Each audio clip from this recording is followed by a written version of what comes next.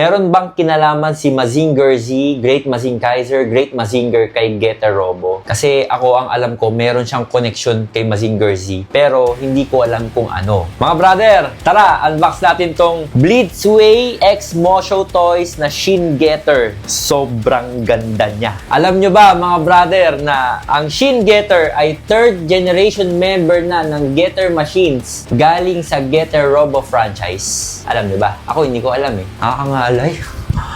Tayo.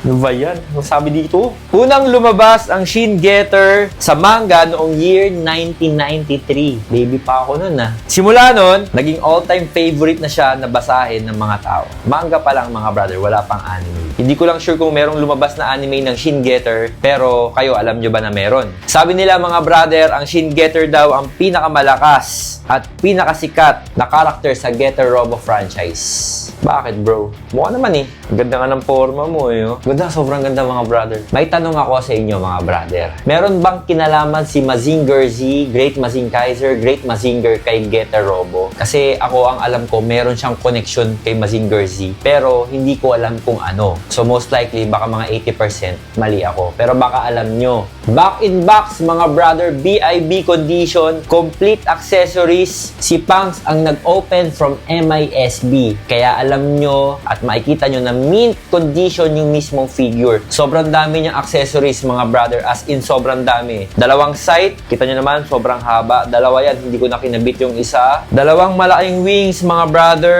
Sobrang dami niyang effects katulad ng hawak niya ngayon. Yung iba hindi ko na nilagay. Battery operated, kailangan nyo ng LR battery para mag-lighten up siya. Umiilaw siya mga brother. Sa braso, sa ulo, sa bandang paa. Kaya sobrang ganda niyang i-display. 4 sets of alternative hands, bali total of 8 pieces, 4 na closed fist, 4 na open, and then yung isang pair ng alternative hand niya, fully articulated mga brother, lahat ng joints ng daliri, mga ganun-ganun do. Articulated, sobrang grabe yung detalye nito mga brother. Die-cast metal, yung mismong skeleton ng figure die-cast, yung labas die-cast din. Pero yung karamihan ng mga parts ng accessories ay PVC. Etong sight or weapon niya, yung pinakahawakan, bakal yan mga brother. Yung dulo, yung pinaka-sight, PVC. Kaya siya Blitzway X Mosho Toys dahil si Blitzway kilalang kilala sa mga die-cast figure na sobrang grabe ang detalye. At si Mosho Toys, ayan mga brother, yung mismong base niya resin made. Kaya sobrang bigat. Kaya kayang suportahan ng base yung mismong figure dahil solidong-solido yung base katulad ng mismong Shin Getter figure natin. Bagay na bagay sa mga super robot collector, pwedeng-pwede sa mga batang 90s kasi nga 1993 nilabas to mga brother. Kapag mecha robot collector ka, kapag batang 90s ka, kapag super robot collector ka, kapag mahil ka sa mga gitong klaseng figure, pwedeng-pwede sa ito. Shoot na shoot. Yun lang. Alam niyo na gagawin kapag trip niyo yan. Mahal ko kayo. Champion.